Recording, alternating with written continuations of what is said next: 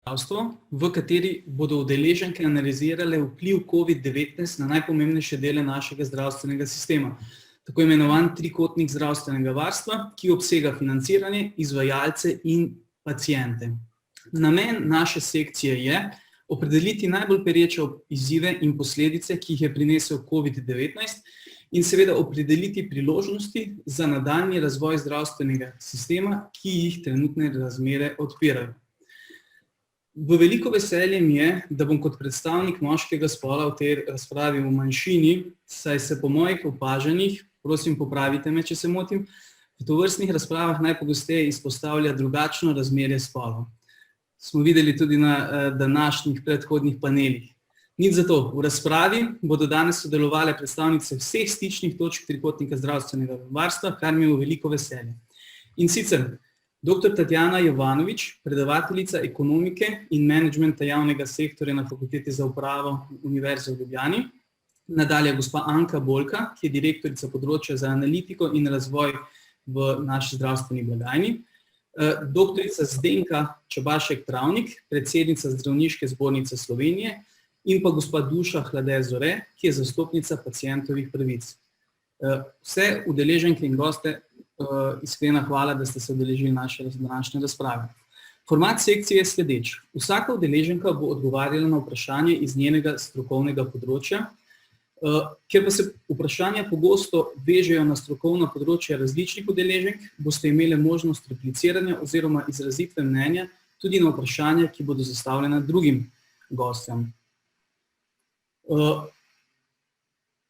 Slušatelje ves čas vljudno vabim, da že med samo sekcijo oziroma razpravo zastavljajo preko klepetalnice oziroma četa vprašanja. Jaz pa bom skušal nekako smiselno umestiti vsa vprašanja v samo razpravo. Prvi sklop, ki ga bomo danes obravnavali, se nanaša na vpliv COVID-19 na financiranje zdravstvenega sistema. Besedo zato uvodoma predajam dr. Jovanovićevi, ki bo predstavila odprta vprašanja na tem področju in nakazala izhodišče za nadaljnjo razpravo. Dr. Jovanovića, izvolite. Ja, lep pozdrav, hvala lepa moderatorju. Lep pozdrav najprej našim sodelujočim na okrogli mizi, pa seveda vsem ostalim našim slušateljem, ki nas zdaj spremljajo. Zdravstvo v epidemiji oziroma po epidemiji COVID-19 je današnja tema. Tematika je seveda izredno izpostavljena, tudi medijsko.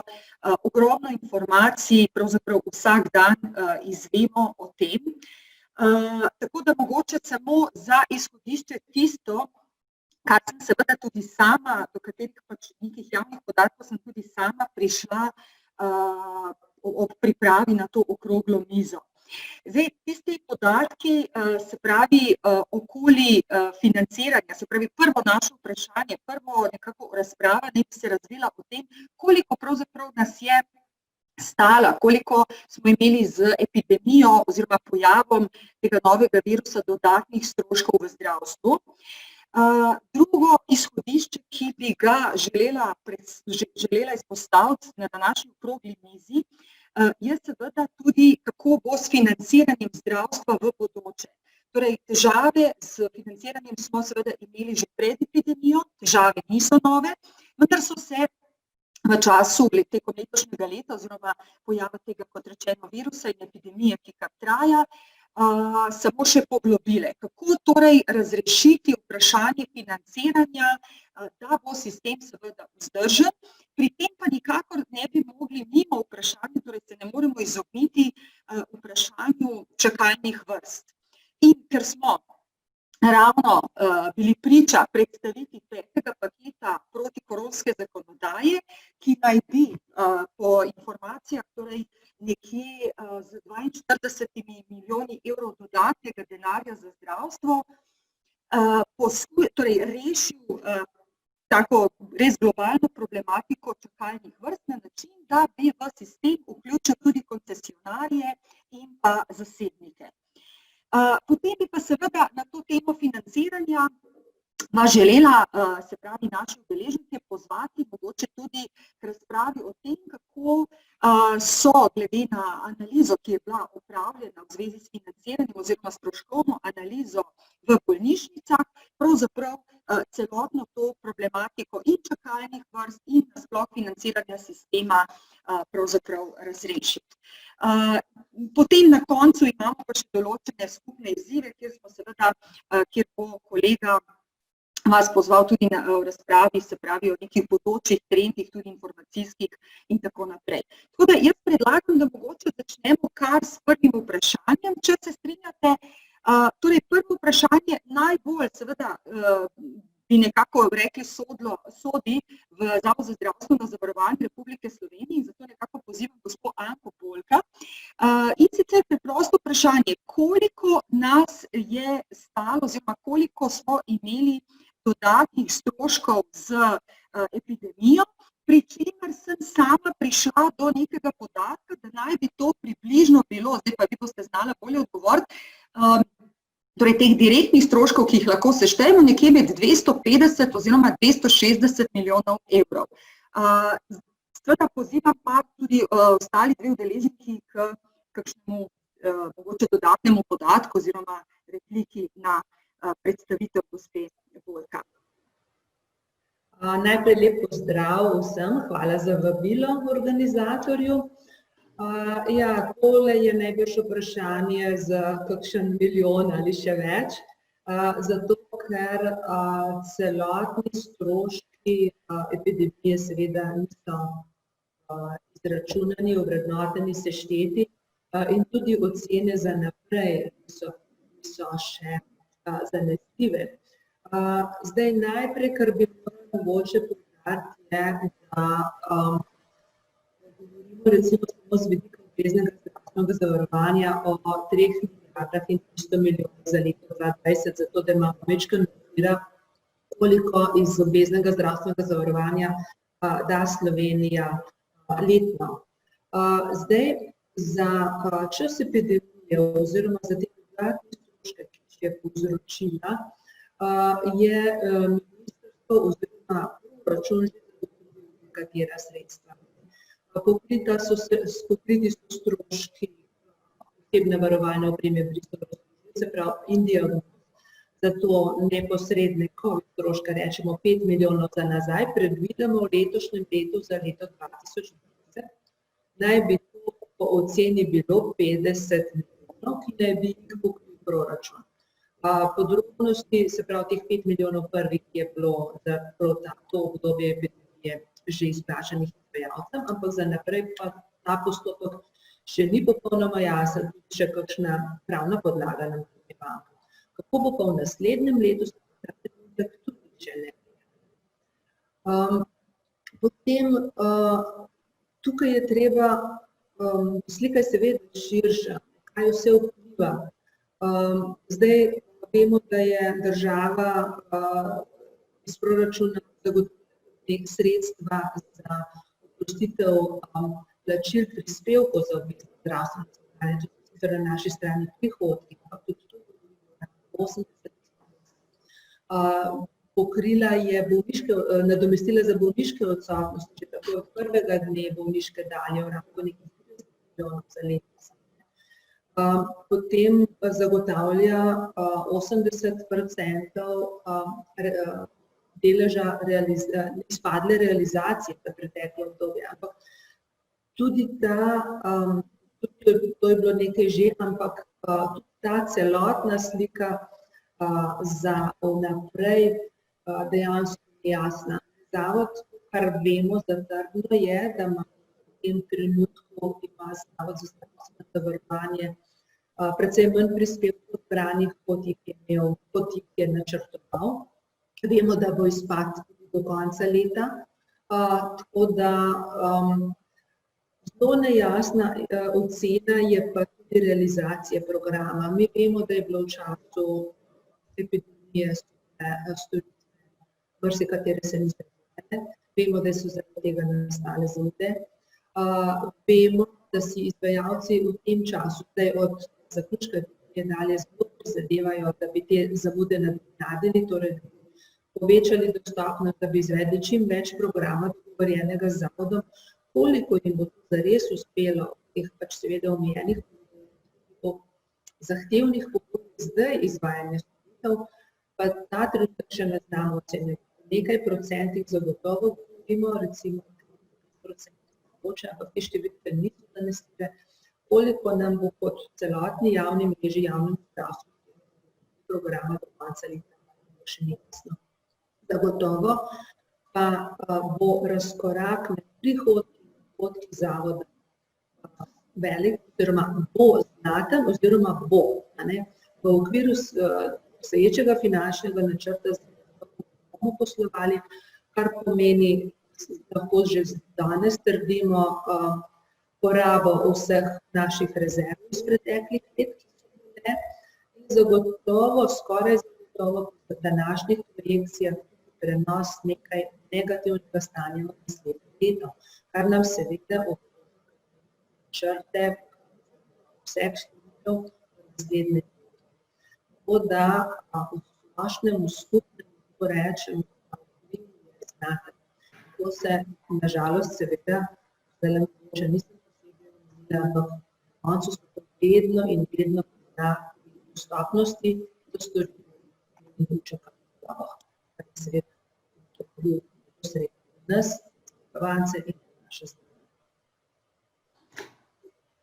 Hvala lepa, gospe Bolka. Mogoče smo vas na momente, vsaj jaz, slabše slišali, tako da vas prosimo, pritrjujejo mi tudi drugi, da mogoče ste bliže mikrofonu samo za mogoče naslednji odgovor. Jaz bi mogoče tu samo komentirala, da sem pred dnevi zasledila, da je direktor SUŠ, torej direktor ZZZS-ja, poudaril, da je ta številka realizacije programa precej visoka. Meni je zelo presenetila. Tako da zdaj vi sicer pravite, da ne veste, koliko približno, ampak tam se operirali z zelo visokim procentom. Torej, to bi pomenilo, da so pravzaprav zdravstveni zavodi uspeli podelati vse te zaostanke, ne? Ne, nikakor v celoti, zagotovo ne. Samo vemo pa recimo, da so v juliju opravili več storitev, ko so jih recimo v lanskem obdobju junija ali pa več, kot je bilo planirano. Samo podatke imamo zdaj še samo za julij, za avgust, zdaj še nimamo realizacije, tako da bi jo lahko zadostno ocenjevali. Pozvali smo izvajalce, da poskušajo čim več dela se vključiti. Koliko bo pa to dejansko mogoče, pa ta trenutek še ni mogoče. Podatki so torej še zaenkrat samo do julija, seveda, da ni bilo vse za nazaj, sicer ne bi o čakalnih vrstah verjetno niti govorila, če bi bilo vse podelano. In mogoče strani ostalih dveh udeleženk kako vprašanje gospe Kleve Zoretove ali pa mogoče gospe Čepašek Travnikove, kako. Tu je sicer govorimo o financiranju, tako da verjetno, če ZZZS podatka nima, bi težko, bom rekla, na to temo prav financ, prav veliko ostali komentirali. Jaz pa tu zdaj samo dodatno vprašala, kako pa komentirate oziroma kakšno je stališče financerja, torej ZZZS-ja, na včeraj predstavljeni predlog iz tega petega paketa protikoronske zakonodaje, po katerem naj bi se v sistem, se pravi odpravljanja čakalnih dob, torej vključilo tudi koncesionarje in zasebnike. Torej to je, bom rekla, tudi politično precej takšna vroča tema, ker pravzaprav o tem se pogovarjamo že leta, sedaj pa se zdi, da smo dosti blizu tej rešitvi. Kako pravzaprav vidite kot financer oziroma kot, bom rekla, nekdo, ki je vpet v sistem in ta sistem čakalnih vrst zelo dobro pozna? Zagotovo je, ker govorimo o dodatnih sredstvih, je to zagotovo pozitivno za celoten sistem. Zavod že več let in vsakič ob vsaki priložnosti opozarja, da se celotna sredstva za zdravstvo v državi seveda je nujno obseg teh sredstev povečevati, zato ker se staramo in ker se storitve držijo zaradi novih metod, novih zdravil in tako naprej. In iz tega vidika je to zagotovo pomembno. Po drugi strani seveda je pa pomembno, da se javna mreža ohranja, torej da kar se je pokazalo tudi zdaj ob epidemiji, javni sistem je tisti, ki zagotavlja to temeljno stabilnost in ta seveda se mora ohranjati.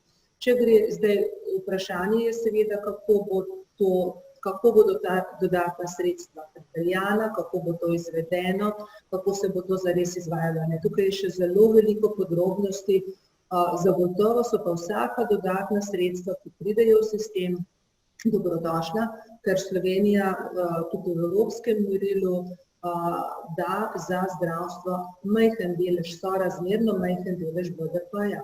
To pomeni, da vsak doprinos k temu je zelo, zelo pomemben in dobrodošel. Lahko jaz? Bomo slišali še komentar strani predstavnice stroke. Ja. Ki zastopa tudi ostale. Pozdravljeni. Zdaj, najprej si moramo povedati, da gre za trenutek resnice. Za trenutek, na katerega smo v Zdravniški zbornici že več let opozarjali. Torej, da je javni zdravstveni sistem zelo, zelo napet, da nima praktično nobenih rezerv več in zdaj smo prišli dejansko v to situacijo in to, kar pravim, da ni več rezerv, mislim na vseh nivojih, tako finančnih, ker je gospa Bolka lepo pojasnila, torej, če bo dodaten denar, oni ne vidijo problemov in tu se absolutno vsi strinjamo. Je pa problem vključevanja teh, ki niso koncesionarji in ki nimajo torej nobenega neposrednega stika z javnim sistemom zdravstvenega zavarovanja, da bo treba neke stvari še tehnično urediti, kajti tisti, ki niso vključeni, zdaj tudi nimajo dostopa do nobenih podatkov, ne morejo pisati napotnic, ne morejo napisati receptov. Tako da jaz mislim, da bo zdaj ta zakon dejansko dal neko pravno osnovo, s katerim bomo odprli vsaj za določen čas vrata tudi zasebnikom, ki bodo pripravljeni oziroma se bodo javili na ta razpis, ker upam, da bo v obliki razpisa šlo tole. Zdaj, prej je bil govor o tem, koliko nas je epidemija stala. Jaz sem slišala pač, kaj bi naj bila neka ocena.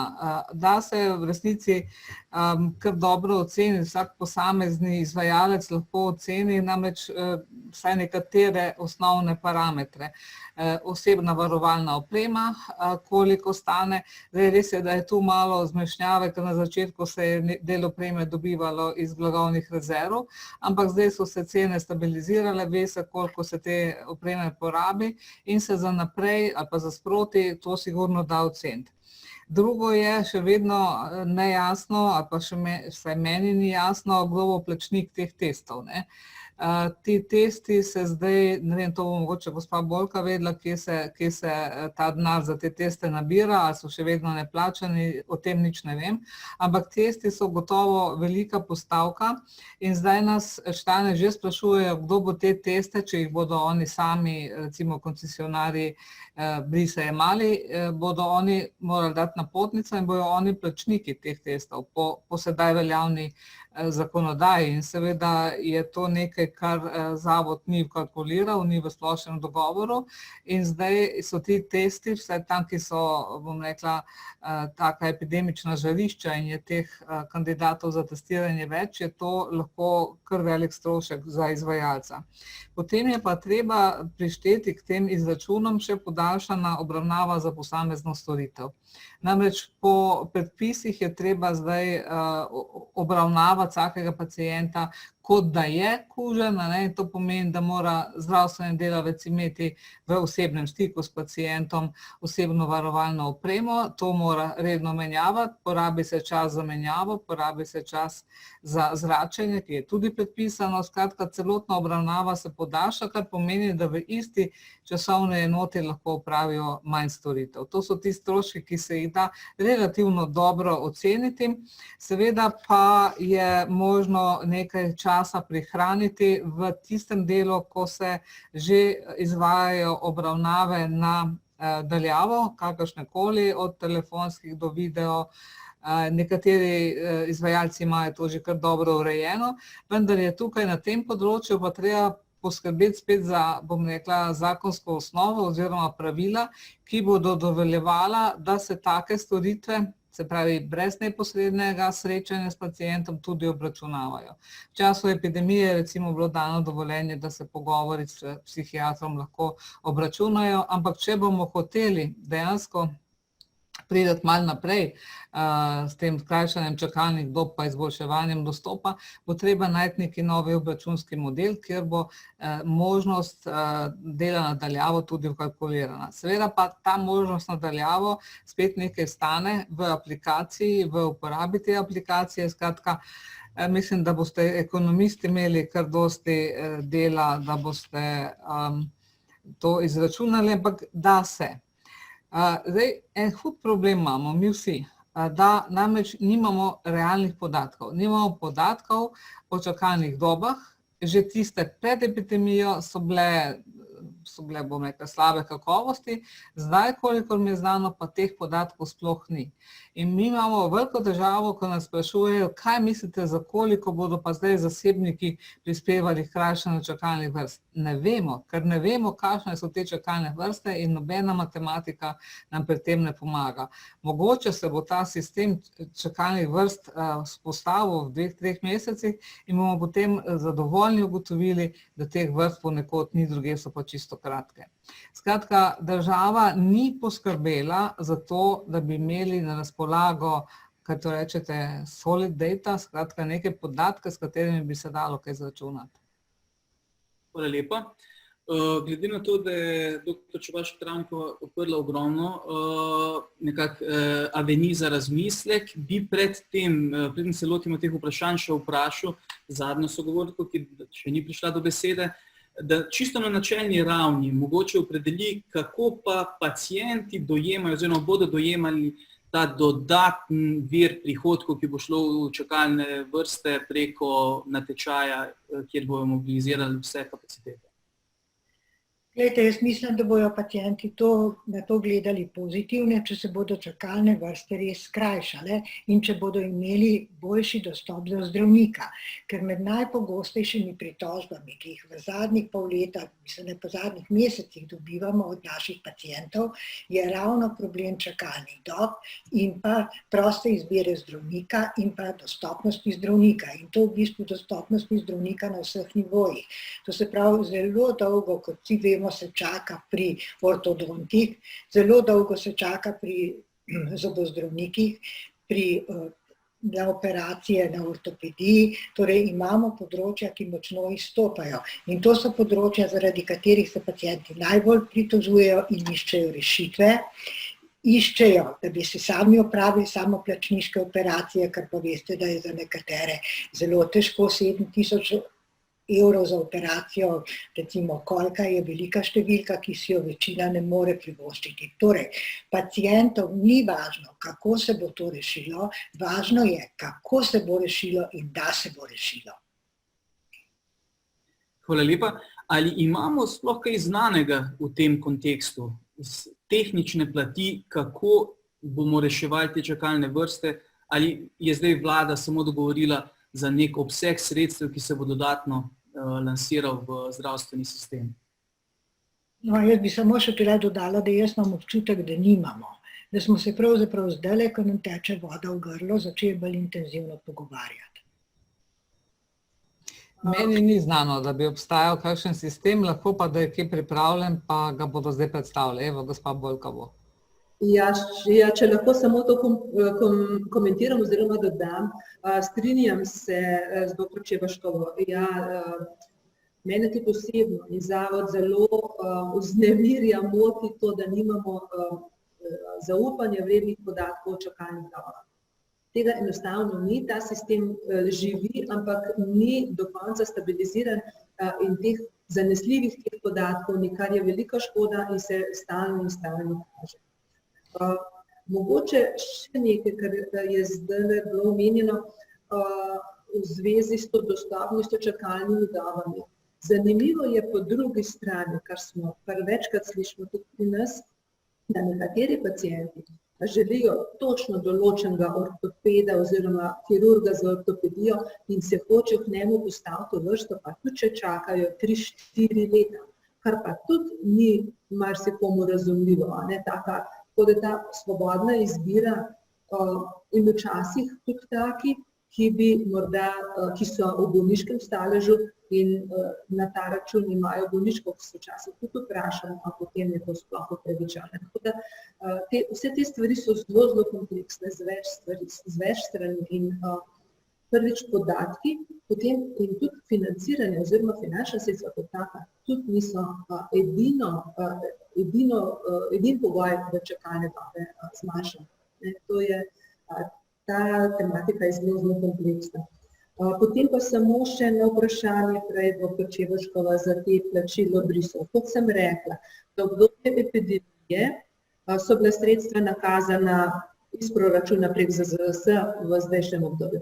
Za obdobje od epidemije pa do konca leta 2020 naj bi bila sredstva rezervirana iz proračuna, ne iz obveznega zdravstvenega zavarovanja, ampak še ni, kar nam je znano, še niso znane, morajo še dokončati pravne podlage, da se to sploh izvede, in pa ta tehnična, da rečem, navodila, pravila, kako se to izvede. Tako da obljuba oziroma zagotovilo države je, da bo to šlo s proračunskih sredstev, kako, kdaj, pa ta trenutek res še ne vemo. Zdaj je vse točno tako vprašanje, da te nekaj. Morda bi vas samo še dopolnil. Izvolite, gospa Rezole. Ja, jaz bi dala samo repliko na to, da pacienti pač nekateri hočejo svojega konkretnega operaterja in zdravnika in so zato pripravljeni čakati. Veste, strani pacienta je zaupanje v zdravnika zelo veliko pomeni in to je eden od razlogov. Drugi razlog je tudi to dobra referenca zdravstvene ustanove. Tretji razlog pa je tudi to, da če se odločijo za drugega zdravnika, posebej v drugem kraju, da potem nosijo še stroške prevoza in vse ostale stroške, ki jih ZZZS ne krije. To samo replika na zakaj k svojemu določenemu zdravniku. Zastavim vprašanje dr. Jovanoviču, bi samo še mogoče en follow-up naredil. Ali pričakujete, da boste sploh aktiven partner pri iskanju rešitev, kako skrajšati čakalne vrste, glede na to, da bo financer proračun in najverjetneje bo tudi Ministrstvo za zdravje centralizirano vodilo ta natečaj? Razumem, da ste vprašali mene. Pri tem mi z tehničnega vidika, bom rekla, sodelujemo pri sami vsebini, ta trenutek nismo bili zelo vključeni. Ampak to je, kakor jaz razumem, kakor jaz poznam, mi se pa tudi osebno s tem ne ukvarjam, tako da mogoče tudi vseh internih informacij nimam. Je pa še v pripravi, tako da vse te tehnične podrobnosti bo zagotovo treba v vsakem primeru znanja ali brez nas še reči. Mogoče še en komentar zraven, če hočemo dati razpis ven iz teh dodatnih sredstev, moramo imeti podatke. Zdaj ne vem, kako se bodo razpisali 1000 operacij, koliko, samo za primer povem, ali bodo razpisali 300 iz teh dodatnih sredstev. In dokler teh podatkov nimamo, lahko v zavodu, če bodo oni izbrani pač za pripravo razpisa, samo tehnični del. Torej, kaj mora določen poseg imeti, da bo izpolnjeval pogoje, da se pač izvajalec prijavi. Tu je morda samo ena replika, če dovolite, dr. Nikolič. Zdaj, kolikor jaz vem, poročajo o čakalnih dobah izvajalci. Da, poročajo izvajalci, ampak centralni sistem pa zagotavlja, vzdržuje, vodi Nacionalni inštitut za javno zdravje. To je sistem e-zdravja in del e-naročanje in e-napotovanje. Del sistema e-zdravja in v tem sistemu se zbirajo podatki. Tam izvajalci seveda rečejo, da ti algoritmi za pošiljanje podatkov, za pošiljanje in algoritmi za izračunavanje niso tako jasni, da bi bilo vsakemu vedno jasno, kako to deluje, kako se pri poslanih podatkov potem izračuna. Podatki se ne ujemajo iz poslanih, pa potem iz teh predstavitev, oziroma to, kar je objavljeno na portalu. Včasih so razlike, NIJZ pojasnjuje, da je to posledica poslanih podatkov, izvajalci trdijo drugače. Ni tukaj vloga niti ministrstva, niti ZZZS, da mi ne poznamo tega podrobnosti. Vloga V tem smislu je upravljavca e-zdravja, torej NIJZ. Če potem lahko nadaljujemo z izhodiščem, ki ga je podala gospa dr. Čebašek Travnikova, in sicer obračunski model. Obračunski model tako glede teh dodatnih sredstev, ki se sedaj, da rečem, ponujajo oziroma obetajo, kot tudi sicer, se pravi, Zavod za zdravstveno zavarovanje je bil vključen oziroma je bil aktiven pri tej analizi, stroškovni analizi, že v preteklosti, torej ki je že zaključena. Pa bi vas prosila, mogoče gospa Polka, če lahko predstavite podrobnosti tega projekta, ker morda je to zanimivo tako, bom rekla, zaradi preteklosti, kot tudi zaradi prihodnjih dogodkov, ki se nam obetajo v zvezi z reševanjem te zdravstvene problematike. Ja, to je tudi tako kompleksno vprašanje, tako da na kratko bo to težko predstaviti. Ja, skupaj z drugimi deležniki, s partnerji v zdravstvu, smo v letu 2018-2019 izvajali nacionalno stroškovno analizo za področje akutne bolnišnične obravnave, torej za tiste, ki mogoče teh izrazov seveda ne poznajo. To so hospitalizacije, zelo poenostavljeno. In v tem akutni bolnišnični obravnavi plačuje zdravstveno zavarovanje storitve na podlagi skupin primerljivih primerov. To je nek sistem, ki je izhajal v osnovi iz Amerike, potem je bil zelo razvit v Avstraliji in se v večini evropskih držav. Potem po takem sistemu te bolnišnične obravnave plačujejo. Zdaj, tukaj gre za 650 skupin primerljivih primerov, torej plača se vsak tak primer. Primer je pa vedno povprečje stroškov za vse, kar bi sodilo v tak primer. To je zelo taka groba razlaga. In zato, da izračunaš ceno oziroma vrednost enega takega primera, je seveda potrebno pridobiti vse stroške za take primere. Zato smo se v tem letu 2018 lotili prvič sploh za tak preračun v Sloveniji. Sistem je bil namreč prevzet iz Avstralije leta 2004, vključno z avstralskimi cenami, utežmi rečemo, zato ker so relativna razmerja med skupinami. In od takrat naprej, kljub osnovnemu namenu, da se ta preračun izvede, to ni bilo izvedeno nikoli, sta bila 2 poskusa, ampak noben ni prišel do konca. Potem smo se lotili na podlagi podatkov iz leta 2016, da so bili takrat celoviti, smo te vse stroške zbrali iz 8 vzorčnih bolnišnic v Sloveniji.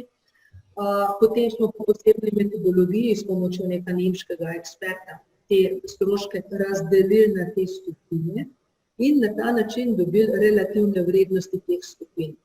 Postopek je zelo kompleksen. Mislim, da ga sami niti ne ve, brez tega tujega strokovnjaka, ki smo ga dobili kot svetovalca na podlagi evropskega financiranja strukturnih reform, smo potem to zaključili, ampak seveda ta razmerja med vrednostmi so se spremenila. In ker kljub temu, da so bili izvajalci, torej bolnišnice, vključeni v pridobivanje podatkov, vključeni so bili v delovno skupino za izračunavanje, ves čas so bili zraven, sploh smo jih seznanili. Po mojem občutku izvajalci niso bili prepričani, niso zaupali v kvaliteto teh podatkov, niso zaupali da je bilo dosti podatkov zbranih, da bi bil to izračun relevanten.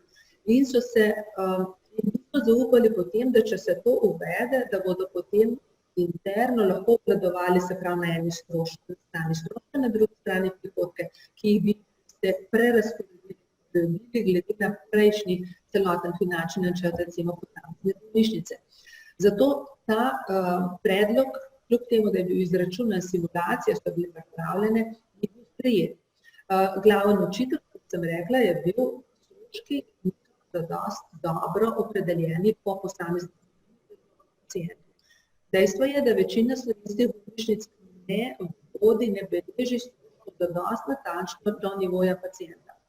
In če to ni toliko dosti razdeljeno, potem se ob razdelitvi na te posamezne skupine primerljivih stroški delijo v premajhnem deležu, konkretno naprimer v prevelikem deležu zaenkrat še, pa po nekem ključu, recimo po oskrbnih dnevih, v času hospitalizacije. In to je bilo potem kar tako nezaupanje, čeprav je bil postopek metodologija je bilo absolutno pravilno. Smo bili na kakšni konferenci, videli tudi sisteme in vemo, da to delajo povsod. Ampak, ker je ta temeljni del, torej kakovost teh podatkov o materialih,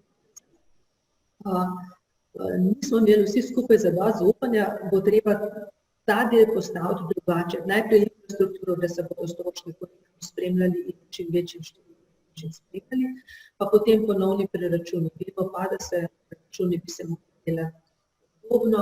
Nemčija je delana vsako leto, pri nas v Sloveniji pa glede na možnosti, verjetno bi zadoščali na nekaj 2-3 leta, super, če bi nam uspeli, ampak zdaj tega že nismo naredili skoraj 20 let. Oziroma še nikoli. Danes imamo avstralske uteži, ne slovenske. In te avstralske uteži vključujejo razmerja med delovnim materialom, ne, recimo, ki so v Avstraliji v letu 2002, recimo, ko so bile izračunane, pa slovenskimi danes zagotovo različna.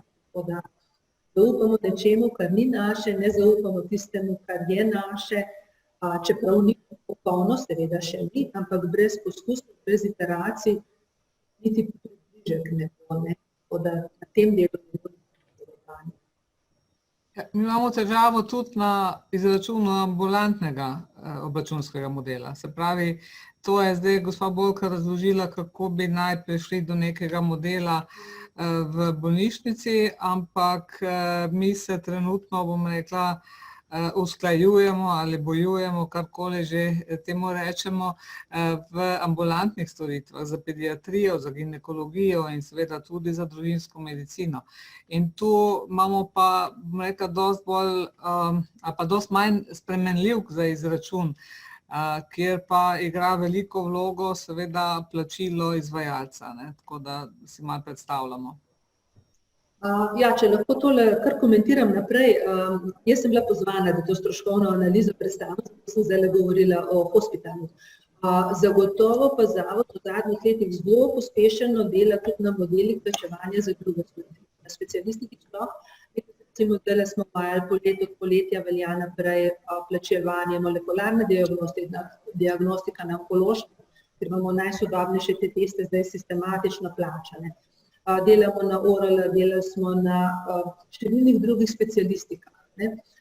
Vedno sicer v sodelovanju z razširjenimi strokovnimi kolegiji za ta strokovni del, mi prispevamo ta izračune oziroma metodologijo, pa zato, da je povsod to sistemsko enako urejeno.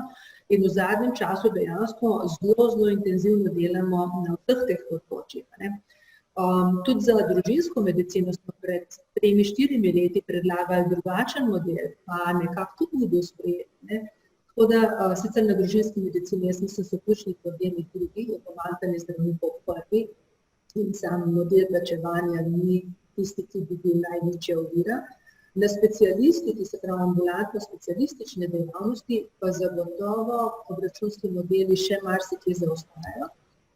So sodobne, zato ker se medicina zelo razvija, imamo veliko sodobnih metod, imamo nova orodja, imamo, naprimer, tudi v zobozdravstvu, zdaj se mikroskopi zelo uporabljajo, ker ste pred leti, ko je bil model pripravljen, niso in tako naprej. Torej, oprema se draži, razmerja stroški dela, stroški opreme se spreminjajo, in zavod dejansko v zadnjih letih zelo intenzivno dela na teh modelih plačevanja. Skupaj s stroko, to želim posebej poudariti, ker tam, ker stroka ni odsudna, torej RSK-ji, imamo težave in tudi zato včasih gre počasneje, kot se mišljamo. Ker je pa treba kar veliko napora vložiti, da jasno definiramo storitve, da jasno definiramo vse pogoje, indikacije in tako naprej za posamezno storitev. In če rečem, kam smer tukaj pelje, zavod si zelo želi, da bi plačeval ne storitve kot take, ampak da bi plačal zdravega zavarovanca. Torej, učinke zdravljenja, kako priti v ta končen sistem, ne da navajamo samo storitve in gledamo, kako bomo po storitvah čim boljši izpolnili sistem, ampak da zavarovano osebo kot celoto, kot dobro oskrbljeno osebo plačamo. Sem tukaj pa potem potrebujemo kazalnike kakovosti, zelo soglasje, tako naprej je tak miselni preskok, mislim, da za vse nas potreben, ampak želimo je tudi prostor. Vedno vključimo v razpravo še drugo področje in dopustimo gospe Bolki, da malce zadiha. Bi pa vseeno rad prišel do dna eni temi, ki smo jo, mislim, na najbolj pereči zadevi, ki smo jo do sedaj izpostavili, zaradi tega, ker se bo naša razprava pogosto dotaknila še čakalnih vrst. In sicer izpostavljeno je bilo, da je najbolj pereč problem ta, da nimamo podatkov.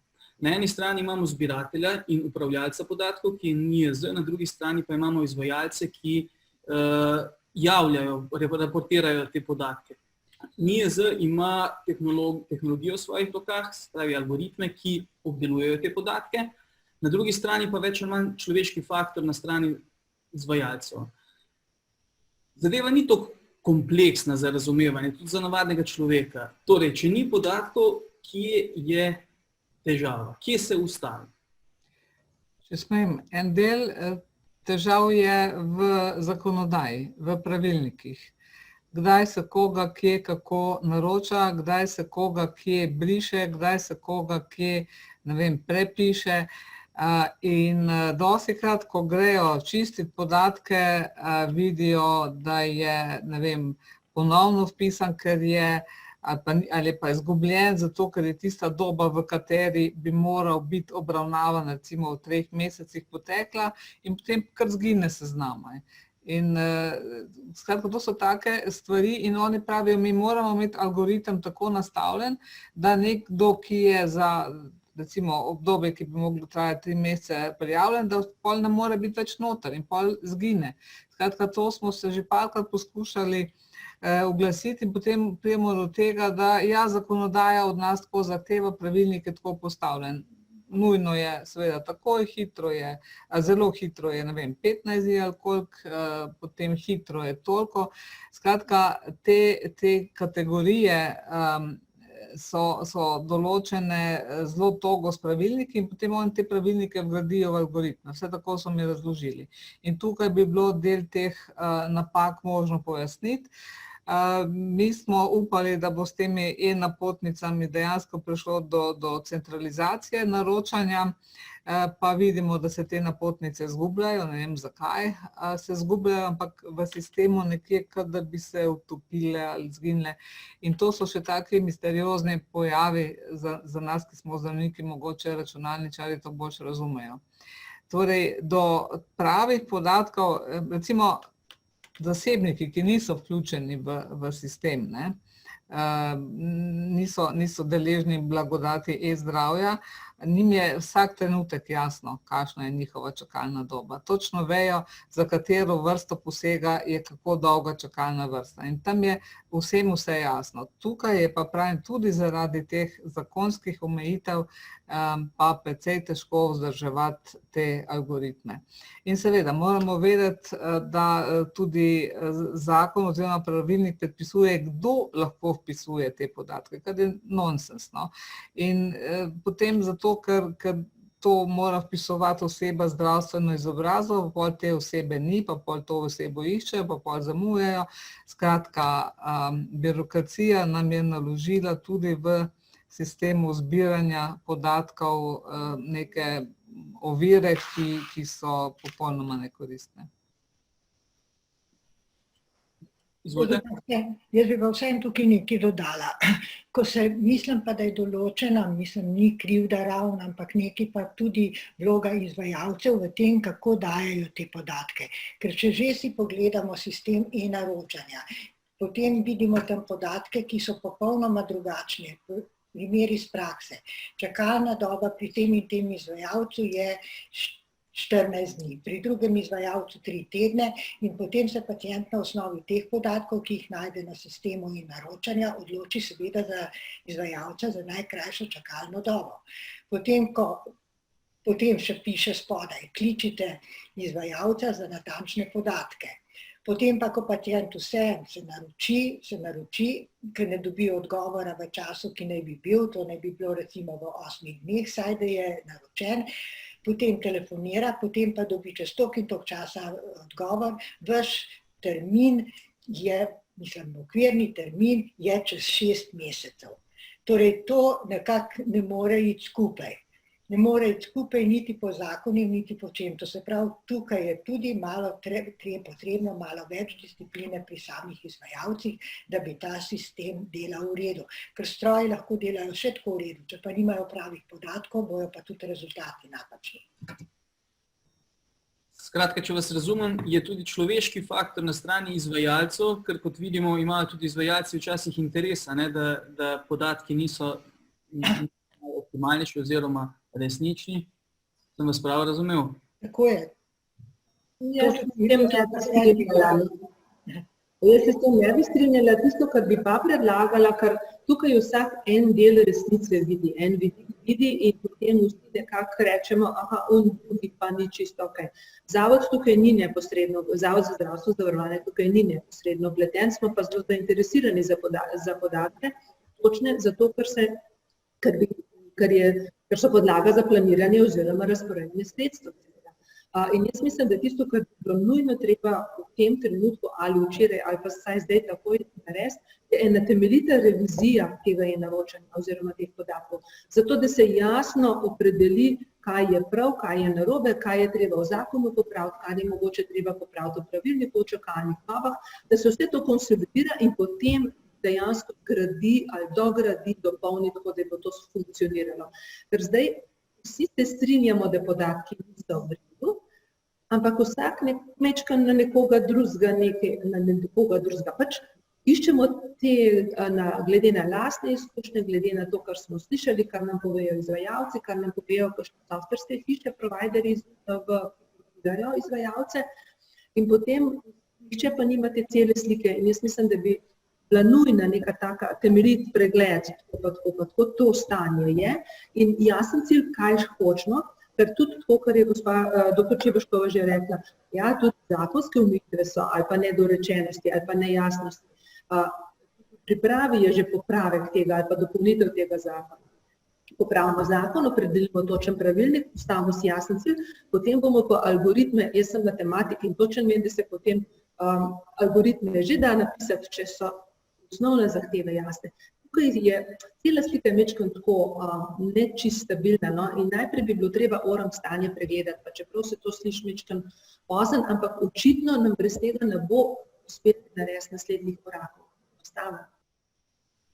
Hvala lepa, če se malce pošalim, verjetno bi bilo bolj primerno vprašanje, kdo ni kriv za to zadevo, kot pa kdo je kriva. Žal nimamo zraven še predstavnike NIJZ-ja, da bi slišali še njihovo zgodbo. Tako da bi predlagal, da kar nadaljujemo z drugim in tretjim krogom razprave, kjer bomo malce zapustili ekonomske in finančne vode in se osredotočili na vpliv COVID-19 na same izvajalce zdravstvenih storitev in pa na paciente. V tem smislu bi dr. Čebaškovo vprašal. Ministrstvo za zdravje v sodelovanju z NIJZ-jem sprotno objavlja in prilagaja navodila za izvajalce zdravstvenih storitev. Številni izvajalci se pritožujejo in so se v preteklosti še bolj pritoževali, da novi protokoli prinašajo zanje zelo težke posledice na samo delovanje. Skratka, kako ta navodila, ki se nenehno spreminjajo s strani NIJZ-ja in vlade oziroma ministrstva za zdravje, vplivajo na samo delo izvajalcev in na njihove rezultate v smislu storilnosti in kakovosti? Glejte, ta zgodba ima pravzaprav zelo malo ali pa zelo veliko s COVID-19. V zdravniški zbornici smo že od leta 2017 in potem 2018 in 2019 točno opozarjali na nedorečenost pravil, da se ta pravila prepogosto spreminjajo, da jih dobivajo usmeritve pravila grozila, kaj se bo zgodilo, če tega in onega ne bodo naredili. To je bilo na dnevni bazi in tega je bilo ogromno. In smo poskušali v času pred epidemijo že delati neko očistko, celo na zavodu so nekako razumeli, da je mogoče boljše, če bolj poredko pošiljajo ta navodila in moram reči, da smo tu prišli do enega dogovora. Potem je pa nastopil COVID in ta COVID je pa povzročil dodatne zmešnjave, prav dobesedno zmešnjave, iz dveh razlogov. Prvič zato, ker mi nismo bili vajeni na ta način uravnavati, se pravi iz nekega centra moči ali političnega moči, uravnavati stroko. In je bilo treba neke prej utečene hierarhične poti, ki veljajo v zdravstvu, glede na stroko, nekako obrniti in prilagoditi na aktualno situacijo. In ta aktualna situacija pa se je stalno spreminjala. To bi hotela reči. Torej, zdaj, če bi mi rekli, ne vem, ta skupina ni dobro delala, pa štab ni dobro delal ali pa karkoli, to ne bi bilo pošteno. Kajti enostavno v svetu ni bilo modela, ki bi se izkazal za uspešnega in končno moramo priznati, da smo glede na izid prvega vala epidemije pravzaprav vse skupaj dobro počeli. Zgodilo se pa nekaj drugega. Nismo jasno potegnili črte, da je epidemije konec in kaj od teh navodil zdaj še velja, kaj ne velja več, kako v tem vmesnem času in enostavno tu nam je zmanjkalo. Recimo, zdaj me sprašujejo na eno čisto drugo zadevo, recimo glede specializantov. To so zdravniki, ki se usposabljajo v določeni stroki. Oni so bili v času epidemije poklicani pač tja, ki so jih najbolj potrebovali. Ampak ni bilo neke jasne črte, kdaj je tega poklicevanja konec. In zdaj, ko se je približal drugi val, nekateri mislijo, da to še kar velja. Skratka, nedorečeno, ker v samem odloku je sicer pisalo, da mora Državni zbor to vsaka 2 tedna podaljševati. Državni zbor tega ni podaljševal in mi zdaj ne vemo, ali to velja ali ne, pravzaprav mi vemo, da ne velja, ampak nekateri mislijo, da to pač ne velja, da to pač še vedno velja, da lahko specializante šibajo tja, kjer jih rabijo. Mislim, malo tako žargono pravim. Torej, to sem samo za primer dala.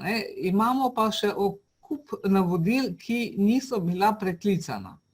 In spet bi bilo treba, tako kot ste prej omenili, eno natančno revizijo vseh teh dokumentov. Mi smo jih na zbornici zbirali, mislim, da je tudi cela zbirka teh dokumentov na NIJZ objavljena in se jih da, mi smo jih za naše člane pač zbirali in objavljali in vsak dan tudi pošiljali, da bi te dokumente bilo treba revidirati in jaz mislim, da je Fakulteta za upravo ravno pravšen naslov za tako stvar, da se vidi, kaj od tega mi še za upravljanje neke dejavnosti lahko uporabimo in kaj je absolutno, bom rekla, preteklo. Kajti vedeti morate, zdravniki predpisov v osnovi ne maramo. Mi smo se učili medicino, mi smo se učili, da prepoznamo bolezen, da jo zdravimo, da človeka pošljemo na rehabilitacijo. Zdaj pa neki predpisi, ki nam povejo, kateri list lahko obrnemo, katerega ne smemo, to nam pa dela težave. In te težave so se v času COVID-a, če sem dosti jasno povedala, epidemije, pač nabrale. Papiri. Škoda, ker nimam zdaj možnosti, ampak v reviji ISIS smo objavili eno poročilo o PR delovanju v času epidemije, kjer se vidi, koliko dnevnih poročil za navodili smo poslali. Tisti, ki imate priliko, je tudi revija dostopna na spletu, si pogledajte to poročilo, da vidite, kakšna množica navodil je tja prišla. In kot rečeno, nismo še počistili, ne vemo, kaj bi lahko zbrisali in pozabili. Ali menite, da ti novi protokoli, ki so dejansko upočasnili tudi izvajanje samih zdravstvenih storitev, so drastično oziroma kakšna je njihova relevanca v kontekstu podaljševanja čakalnih vrst? Odvisno od stroke. V stroki, kjer je, bom rekla, telesni stik s pacientom nujen, recimo okulist, ORL, zobozdravnik, ne, tam ti protokoli nedvomno vplivajo. Ne. Tam, kjer pa se lahko recimo pogovarjamo, kot pri psihiatru, ali pa kjer je del pregleda v bližini, v telesni bližini med zdravnikom pa med zdravnikom manj pogost ali pa manj potreben, recimo zdravnik pogleda samo neko sliko neke preiskave, ne. V tem primeru je pa ta čas manj prizadet, da tako rečem. Ne. In če zdaj to nimamo jasnih podatkov, ne, kako je trenutno s čakalnimi dobami in kako bi jih lahko skrajšali, je to problem. Jaz vem, da mi specialisti pravijo nekaj drugega, kar je zanimiva stvar. Pred epidemijo smo se zelo borili za to, da bi imeli več časa za pacienta posameznega. In zdaj nam je epidemija to dala, kajti mi moramo porabiti več časa za posameznega pacienta in s tem, medtem ko zračimo, medtem ko se preoblačimo, imamo čas tudi, da se pogovarjamo, da razmislimo ali pa da narekujemo izvid. Torej je število pregledov, ki je zdaj recimo v neki specialistični ambulanti manjše, v nekaterih seveda strokah, za zdravnike to pravzaprav izboljšava, če me prav razumete. Pregledanih je sicer manj pacientov, ampak tisti, ki so pregledani, bomo rekla, bolj spoštljivo, predvsem pa bolj strokovno. Gospa Hladezore, v tem tednu smo spremljali sago v medijih na temo gospe, ki je imela razlitje slepiča na Gorenjskem in je zelo težko prišla do adekvatne zdravstvene obravnave. To seveda ni edini primer, ki nakazuje na tovrstne težave zdravstvenega sistema, ki nekako najbolj poka ravno na primarni ravni v tem trenutku. Po nekaterih informacijah pacienti oziroma njihovi svojci že iščejo pravne nasvete glede možnosti, ki jih daje naš pravni sistem za tovrstne primere. Skratka, ali so pacienti v primeru nastanka škode upravičeni, naprimer škoda, ki je posledica prepoznega diagnosticiranja, napačnega zdravljenja in tako naprej, upravičeni do kakršnekoli odškodnine oziroma ali jim je v tem primeru prekršena njihova temeljna pravica? Na to bi jaz zelo težko odgovorila, ker se zastopniki pacientovih pravic odškodninami ne ukvarjamo. Ampak moje osebno mnenje je, da imajo ravno tako pravico do odškodnine kot vse tisti pacienti, ki so zaradi zdravniške napake utrpeli kakršnokoli škodo na svojem zdravju, postali invalidi ali pa celo prišlo do smrti. In zato pa so predpisani postopki, imamo v glavnem dve možnosti.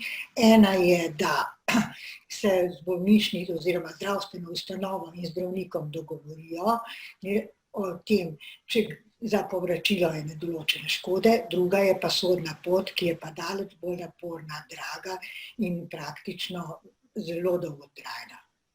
Tako teoretično, gledajte, bi bilo možno, če bi en pacient sprožil prvo obtožbo zaradi tega, ker je čakal na tole, na COVID rezultate, pa ga medtem niso pregledali, pa se je medtem slepič razvil ali pa prišlo do česa drugega, je torej tukaj vprašanje, tukaj dejansko je po moji oceni nekje krivda v sistemu. Če smem dodati, Zdravniška zbornica si že več let prizadeva, da bi se uredil sistem nekrivdne odškodninske odgovornosti v primeru zdravljenja. In to bi zdaj bil idealen tak primer. Mi smo pripravili celo zakonski osnutek in smo ga zdaj gledam tlele. Predlog zakona je zbornica dne 12. novembra 2019 posredovala Ministrstvu za zdravje.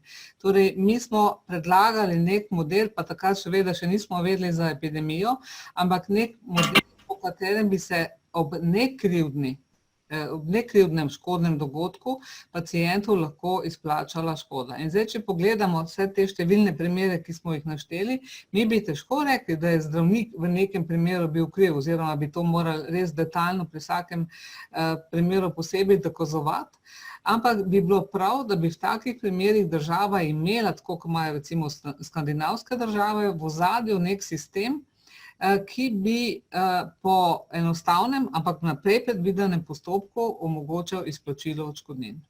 Torej, obstaja rešitev, ki je pa v enem od predalov še mogoče bo zdaj šlo ven s predala, namreč pa pol v obravnavo.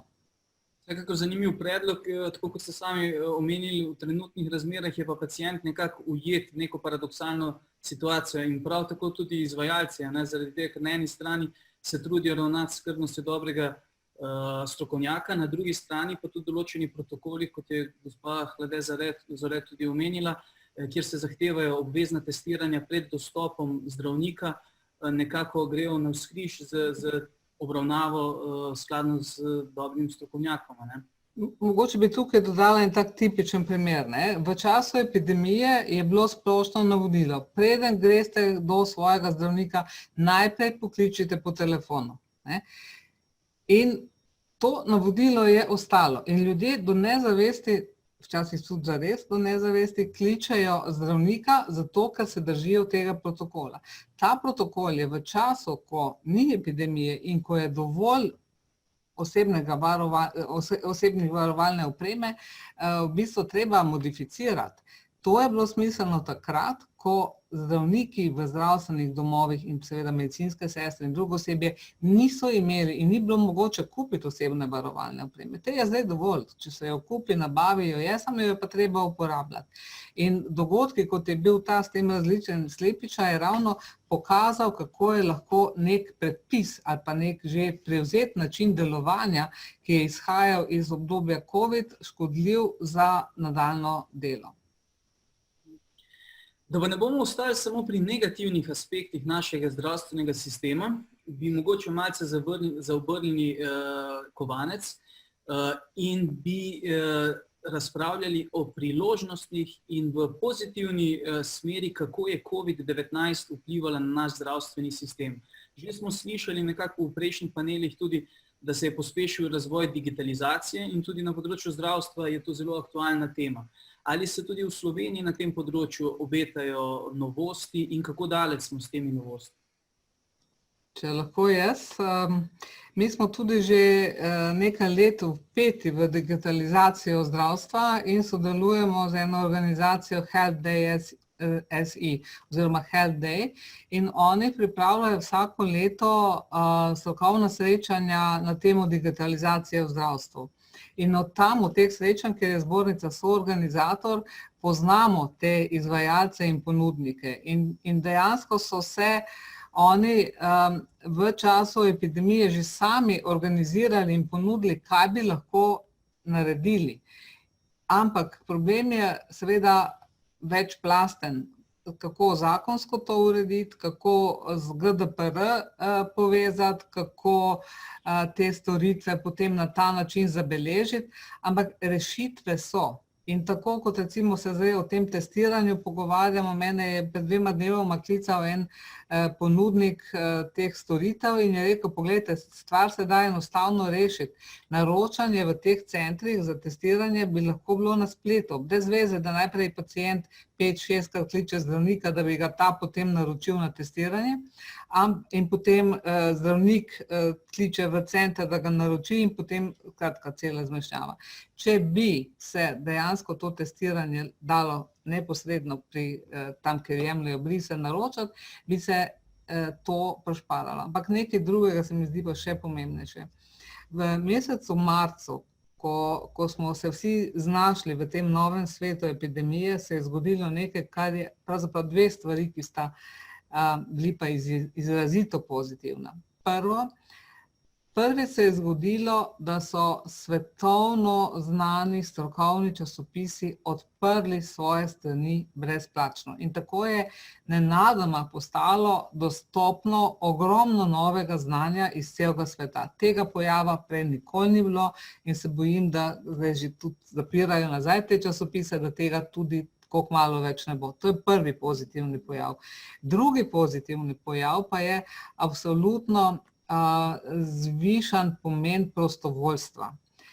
O tem prostovoljstvu premalo govorimo. Mi smo v zdravniški zbornici na pobudo dr. Anice Mikuš-Kos začeli pripravljati eno publikacijo.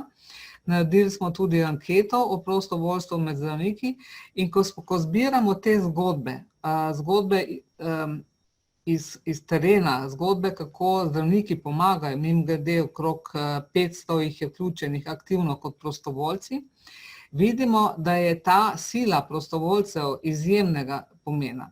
In seveda prostovoljci so tudi drugi ljudje, tudi drugi zdravstveni delavci in tudi, bomo rekli, prostovoljci, ki so brez medicinske izobrazbe. Torej, to dvoje je v času covida postalo izrazito pomembno in to dvoje je tudi ljudem prineslo nekaj zadovoljstva. To se mi zdi pomembno povedati.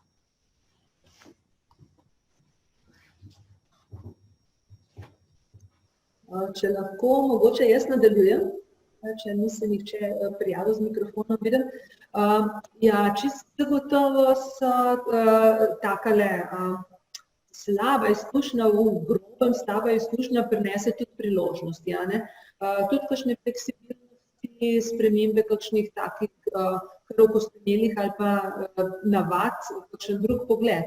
Ker se je Zavod za zdravstveno zavarovanje se prilagajal že od vsega začetka, spreminjali smo pravila, recimo glede odločanja o bolniški, odsotnosti, zato da je bilo to dostopno, da so ti postopki tekli, pa sicer je tukaj, kaj se je zaostanke, pravice ne bi bile dosegljive in tako naprej. Prilagodili smo, oziroma dogovorili smo se z izvajalci, katere storitve se smejo opravljati nadaljavo. Izvajalci so ugotovili, da nekatere stvari se tudi nadaljavo lahko zelo dobro izvajajo. Seveda ne vse, ampak nekatere pa. In posledično je recimo Zavod pozval razširjene strokovne kolegije, da predlagajo, katere storitve se dajo izvajati nadaljavo. In zdaj imamo še to obdobje prehodno, ko so tiste storitve običajne, nekako z dovoljenjem, ki smo jih začasno opredelili kot tiste, ki jih možno beležiti in obračunavati kot storitve nadaljavo.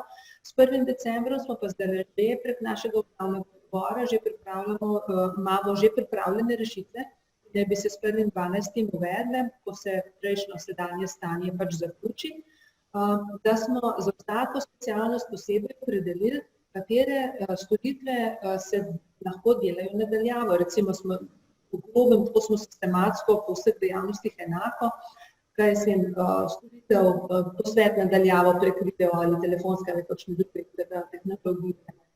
Kratek pa daljši, pa smo opredelili minute, zaenkrat je to samo tako, bomo pa postopno seveda lahko razvijali to naprej, a ne, katere storitve je to sploh mogoče, vsaka stroka sama je opredelila, kaj se da, aplikacije in tako naprej, v katerih primerih je to mogoče, v katerih ne. V nekaterih je več, v nekaterih tega manj. Seveda vsebnosti se nikakor ne sme zanemariti, ampak v enem deležu, kjer lahko prehranimo, kjer se kakšni pacienti celo lažje pogovorijo, ker jim ni treba potovati, take stvari so pa prednosti in tiste treba seveda spet z enim zelo zdravim razumom izkoristiti, torej tiste, ki se da, absolutno, kjer je pa se ne da, pa kjer se kaj slabega pokazati, pa seveda ne. In to tudi, da mi lahko, da smo fleksibilni zavod, da se hitro odvrne, da sodeluje stroko, da hitro te stvari naredi, se tudi pokazala, včasih se da marsikaj tudi v internem delu ali pa pri teh sestankih s kakšno videokonferenco, hranjamo naš čas in smo se naučili, da se tudi te stvari dajo narediti, da se mogoče prej niso, ko so bile čisto nekako čudne. Tako da vsak pri sebi, jaz mislim, da se kar je tudi pozitivno. Hvala lepa. Kaj pa ste Jaz rada še nekaj dodala na račun tega, kar smo se prej pogovarjali. Kdo bo pripravljal razpis? Zdravniška zbornica je ministrstvu predlagala, da se vključimo. Se pravi, da predlagamo, da se vključimo v pripravo nacionalnega razpisa za skrajševanje čakalnih dob. Zdaj pa odgovor. Sporočamo vam, da je minister za zdravje Tomaž Gantar imenoval delovno skupino, ki pripravlja vsebinske podlage in postopek za izvedbo nacionalnega razpisa. Aktivnosti so že v zaključni fazi. Razpis bo objavljen na spletni strani Ministrstva za zdravje v prvi polovici meseca oktobra, po vzpostavitvi ustreznih zakonskih podlag, ki se pripravljajo v predlogu zakona o interventnih ukrepih. V zvezi z razpisom bodo izvedene tudi druge aktivnosti. Skratka, to nam zdaj pove, da zdravniške zbornice niso vključili v nobenem segmentu teh priprav in da vemo, da se te priprave dogajajo. Tako da tisti, ki niste vedeli, zdaj veste. Minister bo poskrbel za vse. Vprašanje imamo, ne? Za pojasnilo. Ja, imamo še vprašanje, malce smo omejeni s časom, še 5 minut imamo. Bi pa pred vprašanjem prosil še gospod Hlade Zore, da pove, kaj pa COVID-19 obeta v pozitivnem smislu za paciente. Izvolite. Jaz sem to ravno to hotela še reči, mislim, ker je bilo to, da smo se zdaj v tem času epidemije se je res pokazale pomanjkljivosti našega zdravstvenega sistema in tako so prišle precej na dan. Zdaj smo vsi vedeli zanje, ampak so bili premaknjene na drugi tir, pa smo si rekli, saj bo že.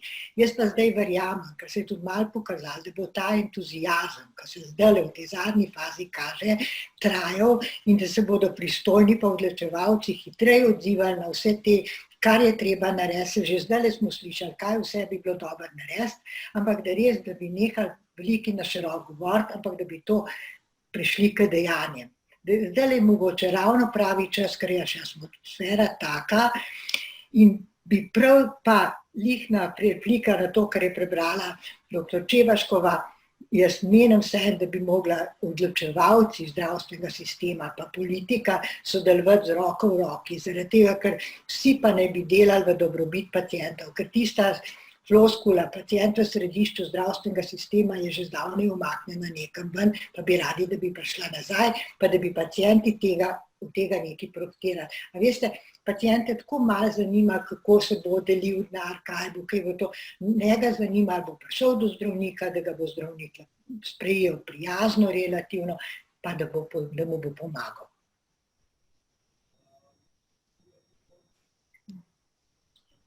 Jaz vsake toliko časa izgubljam zvezo za to.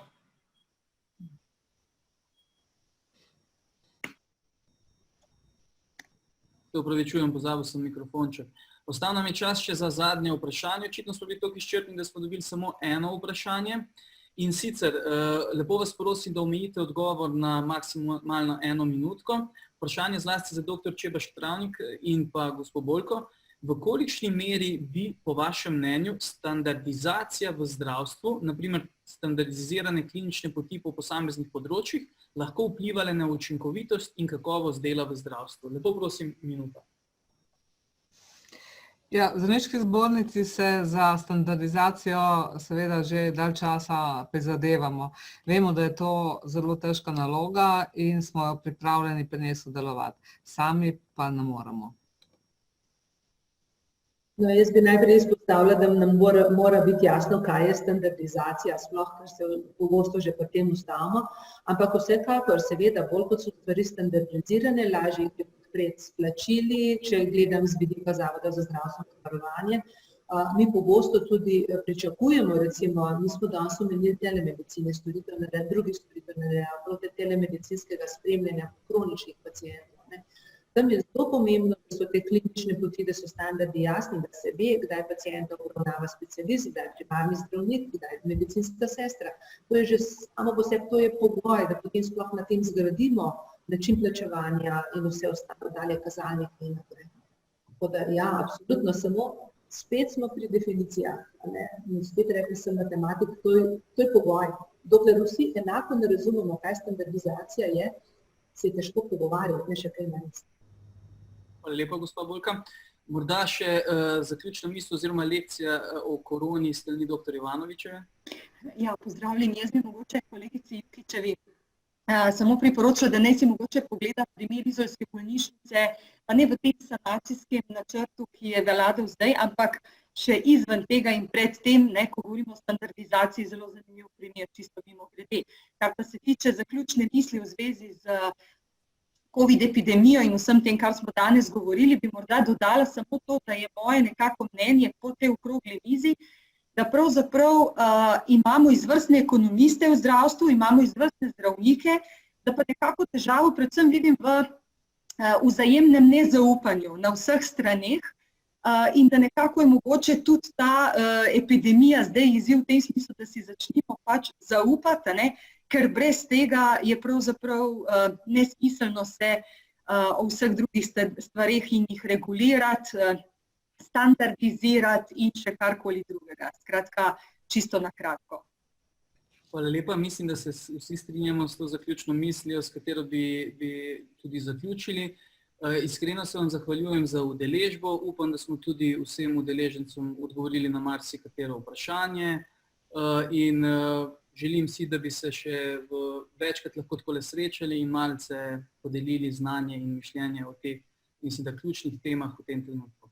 Hvala lepa in upam, da boste spremljali še naprej najboljše izboljšave v sklopu naše konference. Hvala. Nasvidenje. Ja, vsem. Ja, nasvidenje.